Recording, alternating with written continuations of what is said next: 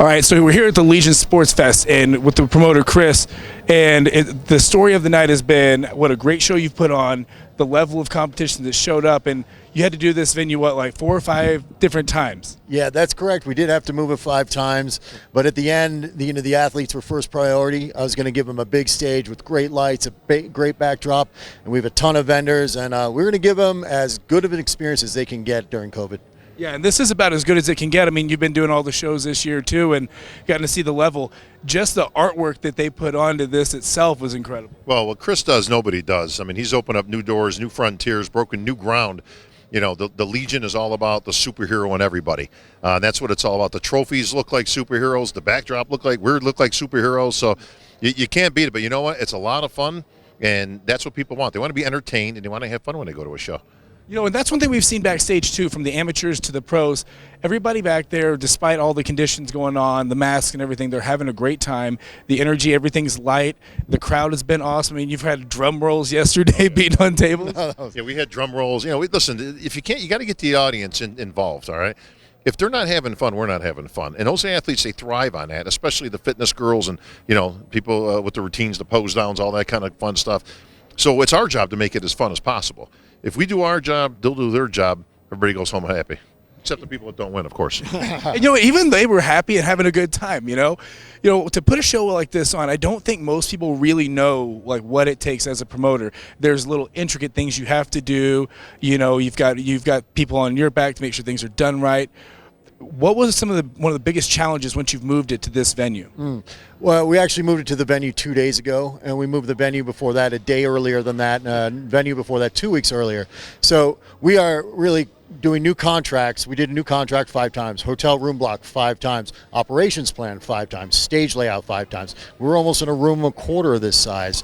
So each time I moved it, I put the entire effort of designing an entire show. So this year I figured it out. I really set up 25 shows to produce 4.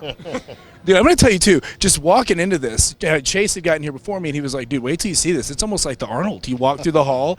So the fact that you did that on 2 days' notice, that's props to you, my man. Thank you. And I hope people see what we were able to accomplish under COVID, and next year when we're not, I can't wait to show them what we can accomplish without COVID. Absolutely, man. We look forward to being it. Just so you know, I had to move my flight 3 times. I feel you, man. I'm sorry. It's still easier than moving a venue. No, it was perfect, man. You guys did a great job. I appreciate you having us out here, too. And then, Bob, as always, you bring the energy to the crowd, to the competitors. Having the voice of the Olympia out there is a huge deal. Well, I appreciate it always, Chris, bringing me in, to do what I can do to help the show. But for anybody that saw the Legion last year, I mean, obviously this year's a little crazy for everybody. Last year, this was huge. I mean, it was a huge expo, all kinds of events. It looks like an Arnold. Wait till next year. I tell you what, you want to see something? There'll be 20,000 people through here next year. And the vendors still came out. We really appreciated them, their ongoing support, because there's a whole bunch of vendors out there who still put their support, still set up their booths and all that. They knew we weren't going to have thousands and thousands of people like last year, but they still supported the sport.